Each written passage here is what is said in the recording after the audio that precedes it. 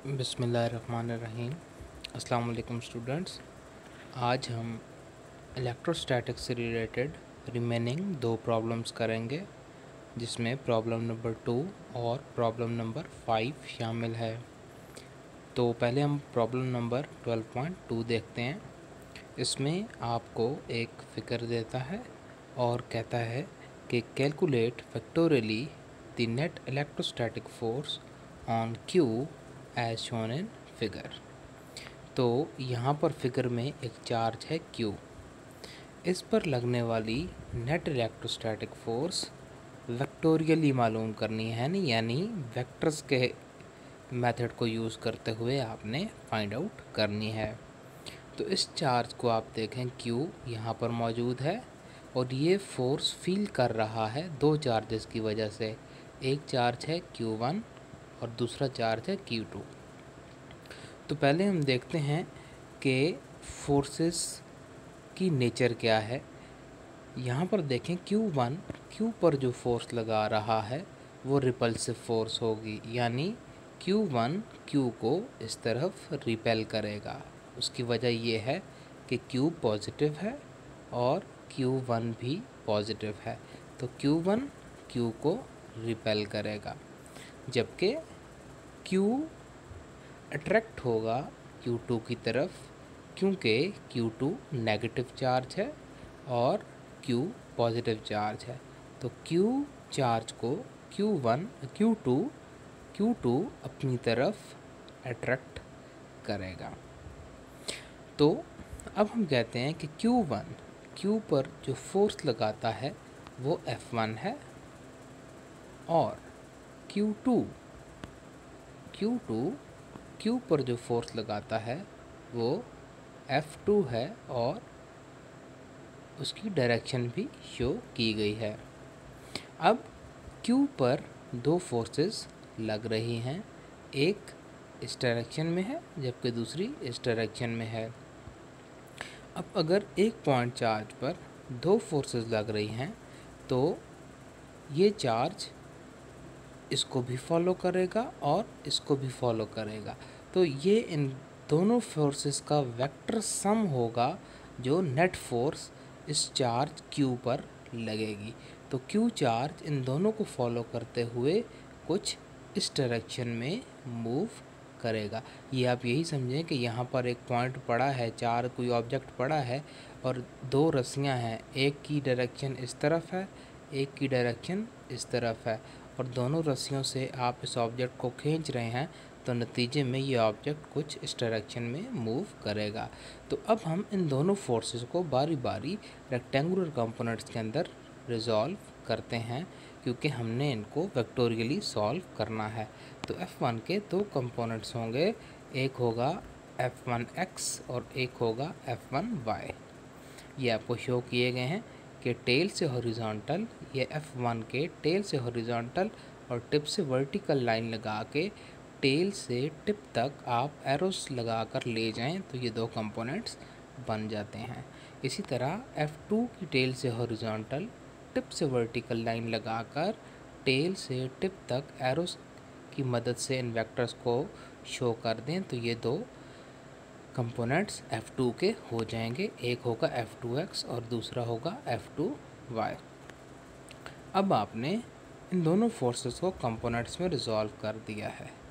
अब हम देखते हैं कि हमारे पास जो x की डायरेक्शन में नेट फोर्स होगी, x की डायरेक्शन में जो टोटल फोर्स बनेगी वो होगी Fx is equal to F1x plus F2x, और y की डायरेक्शन में जो टोटल फोर्स दोनों की वजह से बनेगी that will be equal to F1y plus F2y। और ये आपने vector addition by rectangular components में पढ़ा था कि x में लगने वाले तमाम कंपोनेंट्स को जमा कर देने से रिजल्टेंट फोर्स के x कंपोनेंट आ जाता है, और y की डायरेक्शन में तमाम लगने वाली फोर्सेस या उनके कंपोनेंट्स को जमा कर देने से रिजल्टेंट फोर्स का y कंपोनेंट आ जाता है। यहाँ पर आप देख सकते हैं कि F1y अपवर्ड है और F2y डाउनवर्ड है, तो ये एक दूसरे को कैंसल आउट कर सकते हैं, जबकि f1x और f2x एक ही डायरेक्शन में हैं। इन दोनों की डायरेक्शन पॉजिटिव एक्स एक्सिस की डायरेक्शन में है। तो ये नेट सम देकर आपको एक रिजल्टेंट फोर्स Fx देंगे। तो अब हम अपने डेटा की तरफ बढ़ते हैं और इस प्रॉब्लम को सॉल्व करने की कोशिश करते हैं। हमने रिजल्टेंट फोर्स F निकालनी है और F को निकालने के लिए आपको Fx और Fy की ज़रूरत पड़ेगी। और Fx क्या होगा? Fx is equal to F1x plus F2x और Fy क्या होगा? F1y plus F2y। अब हम गिवन डाटा है, हमारे पास चार्ज Q1 है, पॉजिटिव है 1 माइक्रो कूलम का। आपने माइक्रो को 10⁻⁻6 में कन्वर्ट कर लिया और SI यूनिट में ले आए। इसी तरह Q2 -1 माइक्रो कूलम है और इसको -1 × 10⁻⁻6 कूलम लिख लिया। और Q पर लगने वाली फोर्स आपने जो मालूम करनी है वो Q चार्ज है आपका 4 × 10⁻6 कूलम या 4 माइक्रो कूलम। तो हमने डिटरमिन करनी है total force on Q। F को आपने मालूम करना है। तो कैलकुलेशन स्टार्ट करते हैं। कैलकुलेशन स्टार्ट करने में हमें एक चीज़ सबसे पहले देखनी है कि हमें F1x और F2x मालूम करने हैं, F1y और F2y मालूम करना है। जब आपने F1x और F2x मालूम करना है तो हमें पता है कि जो x कंपोनेंट होता है, फॉर एग्ज़ाम्पल F1x, इसको आप लिख सकते हैं F1 cos थीटा। तो यानी F1x को मालूम करने के लिए आपको F1 की भी ज़रूरत पड़ेगी और थीटा की भी ज़रूरत पड़ेगी। तो पहले हम थीटा निकालने की कोशिश करते हैं, फिर हम F1 निकालने की कोशिश करेंगे। इसी तरह F1y F1 sin थीटा होता है, तो हम उसी F1 और थीटा को यूज़ करके F1y निकाल लेंगे। F2x निकालने का फार्मूला होगा F2 cos थीटा। तो इसके लिए आपको F2 निकालना होगा और ये इस ट्रायंगल का एंगल भी निकालना होगा। F2y F2 sin थीटा होता है, तो इसके लिए आप उसी F2 और थीटा को यूज़ कर सकते हैं। तो अब हम ज़रा इस पिक्चर को जूम करके देखते हैं। हम यहाँ पर देख सकते हैं कि अगर हमें ये अंदर का एंगल निकालना है तो हम इस नीचे वाली ट्रायंगल्स को, इन दो ट्रायंगल्स को यूज़ कर सकते हैं। इसमें आपको ये नीचे वाले ट्रायंगल में परपेंडिकुलर और बेस गिवन है और ये एंगल, इसको थीटा का नाम दिया गया है। अब आप ये देख सकते हैं कि ये लाइन और ये एक्स एक्सिस की लाइन, ये दोनों लाइंस आपस में पैरेलल हैं और एक लाइन इन दोनों लाइंस को कट कर रही है। तो एक लाइन जब दो पैरेलल लाइंस को कट करती है तो वो लाइन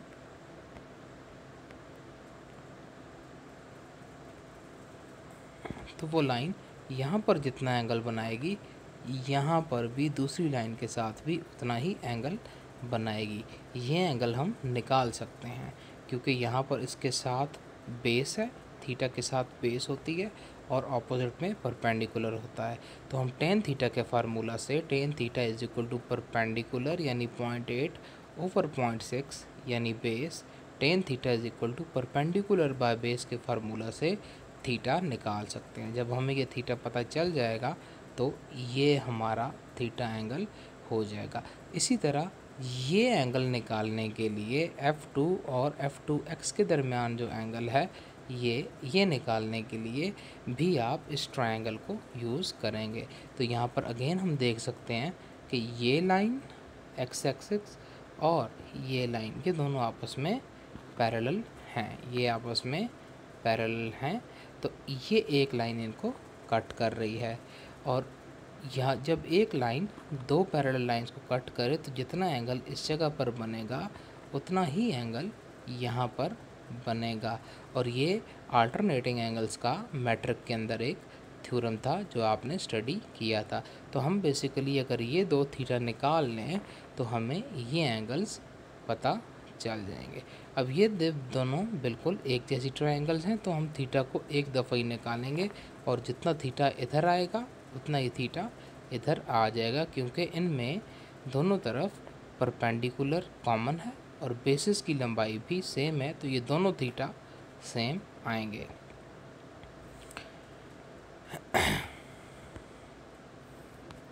तो यहाँ पे आप देख सकते हैं कि टेन थीटा निकालने के लिए टेन थीटा इक्वल्स 0.8 बाय 0.6 होगा। टेन थीटा इक्वल्स 0.8 बाय 0.6 यानी परपेंडिकुलर बाय बेस। टेन को इस तरफ ले आएँ, इस तरफ टेन को आप यहाँ पर ले आएँ, तो ये टेन इनवर्स हो जाएगा। Theta is equal to tan inverse 0.8 by 0.6 और इसका आंसर 53 डिग्री आएगा। यानी ये एंगल 53, ये भी 53, ये भी 53 और ये भी अंदर 53 डिग्री एंगल हो जाएगा। तो हमने थीटा निकाल लिया, यानी कंपोनेंट्स इन चारों को निकालने के लिए पहला काम हमने कर लिया। अब हमने F1 और F2 की मैग्नीट्यूड्स निकालनी है। तो देखें F1 क्या है, force exerted by Q1 on Q। तो फोर्स निकालने के लिए कूलम्स लॉ का इस्तेमाल करते हैं, Q1 bye are square. F1 निकल आएगा इससे। F1 निकालने के लिए Q1 Q bye are square. तो Q1 आपके पास यहाँ पर K 9 इंटू 10⁻⁹ है। Q आपके पास 1 इंटू 10⁻⁻⁶ है, जबकि Q आपके पास 4 इंटू 10⁻⁻⁶ है, जबकि Q1 आपके पास 1 इंटू 10⁻⁻⁶ है, जबकि डिस्टेंस दोनों के दरमियान 1 मीटर है। तो ये R की जगह पर आपने 1 मीटर पुट कर दिया। सॉल्व करने से 36 इंटू 10⁻³ न्यूटन आंसर आ जाएगा। इसी तरह Q2 की वजह से लगने वाली फोर्स भी सेम आएगी, क्योंकि जस्ट साइन का फ़र्क है, बाकी मैग्नीट्यूड इसकी भी 1 माइक्रोकूलम है। तो यहाँ पर आप Q2 बाय आर स्क्वायर में जब वैल्यूज़ पुट करेंगे तो आपको सेम आंसर 36 इंटू 10⁻³ न्यूटन मिलेगा। यानी अब हमने F1 F2 भी निकाल लिया और अगर ये थीटा भी हमारे पास आ गया। तो अब हम ये जो Fx है और Fy ये निकालेंगे, ताकि ये वैल्यूज़ हम इस फार्मूला में पुट करके F निकाल लें और साथ ही इस फार्मूला में पुट करके एंगल भी निकाल लें कि रिजल्टेंट फोर्स का एक्स एक्सिस के साथ कितना एंगल बनता है। तो अब तक हमने F1 निकाली जो 36 इंटू 10⁻³ न्यूटन है, F2 निकाली जो चार्ज Q2 लगा रहा है ऑन Q और वो भी 36 इंटू 10⁻³ न्यूटन है। अब हम Fx निकालते हैं कि दोनों फोर्सेस का x कंपोनेंट को ऐड करने से जो हमारी रिजल्टेंट फोर्स है जो हम निकालना चाहते हैं, उसका x कंपोनेंट तब आएगा जब हम दोनों ऐड होने वाली फोर्सेस, ये जो दोनों फोर्सेस लग रही हैं, इनके x कंपोनेंट्स को आपस में ऐड करेंगे। F1x plus F2x is equal to F1 cos theta plus F2 cos theta. तो यहाँ पर F1 की जगह पर आपने F1 की वैल्यू पुट कर दी, cos थीटा आपका 53 डिग्री है। उसके बाद आपके पास 36 into 10⁻³ into cos of 2 pi minus 53। यहाँ पर हमने एंगल 53 यूज़ नहीं किया बल्कि 2 पाई माइनस 53। इसको देखने के लिए आपको फर्स्ट ईयर चैप्टर नंबर 2 पे जाना पड़ेगा, जहाँ पे हमने देखा था कि एंगल को किस तरह से पॉजिटिव या नेगेटिव लिया जाता है। तो एक दफ़ा फिर हम पिक्चर को जूम करके देखेंगे। तो देखें हमारे पास जो एंगल होता है वो हमेशा पॉजिटिव एक्स एक्सिस के साथ एंटी क्लॉकवाइज डायरेक्शन में लिया जाता है।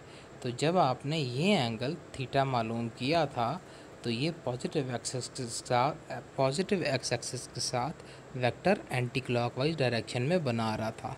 तो ये हम as it is theta use कर सकते हैं। लेकिन F2 एक्स एक्सिस के साथ जो एंगल बना रहा है वो ये एंगल है, ये क्लॉकवाइज डायरेक्शन में है। जब ये क्लॉकवाइज डायरेक्शन में है और 53 डिग्री है तो हमें ये एंगल नहीं चाहिए, क्योंकि ये तो नेगेटिव एंगल है। हमें एंटी क्लॉकवाइज में ये वाला एंगल चाहिए। तो जब हमें एक्स एक्सिस के साथ F2 का वो एंगल चाहिए जो एंटी क्लॉकवाइज डायरेक्शन में बन रहा है, तो ये एंगल मालूम करने के लिए हम देख सकते हैं कि अगर आप कंप्लीट रोटेशन दें तो ये 2 पाई आएगा, तो इसमें से थीटा माइनस कर लें। जब 2 पाई में से थीटा माइनस करेंगे यानी कंप्लीट रोटेशन दे के 2 पाई थीटा माइनस करेंगे तो हमारे पास ये रिमेनिंग एंगल बच जाएगा। तो इसलिए हमने इसको 2 पाई माइनस थीटा लिखा। अब ये हमारे पास सॉल्व करने से 0.043 न्यूटन आंसर आता है, विच इज़ एक्स कंपोनेंट। इसी तरह अगर आप Fy निकालना चाहें तो F1y प्लस F2y आएगा, F1 sine theta plus F2 sine theta. इसे जब इसी तरह सॉल्व करेंगे, F1 की वैल्यू डालें, साइन थीटा में पहली जगह 52 53, लेकिन दूसरी जगह जो F2 का एंगल है एक्स एक्सिस के साथ वो अगेन 2 पाई माइनस 53। इसको सॉल्व करने से आपको 0 न्यूटन आंसर मिलेगा। यानी ये y components equal in magnitude and opposite in direction की वजह से कैंसिल हो गए हैं और जस्ट ये आपके पास F1x और F2x की वजह से फोर्स बच गई है। अब हमने यहाँ पर फोर्स निकाल ली कि हमारे पास force is equal to √f(x)² plus f(y)²। Values आप पुट करें और आपको 0.043 न्यूटन इसका आंसर मिल जाएगा। अब हमने फोर्स का एंगल भी निकालना है Fx और Fy को यूज़ करते हुए इस फार्मूला की मदद से कि theta is equal to tan inverse Fy/Fx, और ये थीटा वो एंगल है जो रिजल्टेंट फोर्स एक्स एक्सिस के साथ एंगल बना रही है। तो अब तक हमने जो देखा, हमें Fx पता है जो 0.043 न्यूटन है, हमें Fy पता है कि 0 न्यूटन है। अब एंगल निकालने के लिए tan इनवर्स Fy/Fx देखते हैं। tan को इस तरफ ले आए, theta equals tan inverse Fy है आपके पास 0 और Fx है आपके पास 0.043, और इससे आपको आंसर मिलेगा 0 डिग्री। 0 डिग्री का मतलब है कि ये जो रिजल्टेंट वेक्टर है ये अलोंग एक्स एक्सिस है, क्योंकि हम सारे एंगल्स एक्स एक्सिस के साथ देख रहे हैं और जो चीज़ एक्स एक्सिस के साथ 0 एंगल बना रही है तो इसका मतलब है कि वो एक्स एक्सिस के साथ पैरेलल है। तो इस डायरेक्शन को हम आई यूनिट वेक्टर से शो करते हैं। तो रिजल्टेंट फोर्स हम लिख सकते हैं 0.043, जो हमारे पास पहले मैग्नीट्यूड आई थी, और साथ में आई यूनिट वेक्टर, और यूनिट साथ आपने न्यूटन मेंशन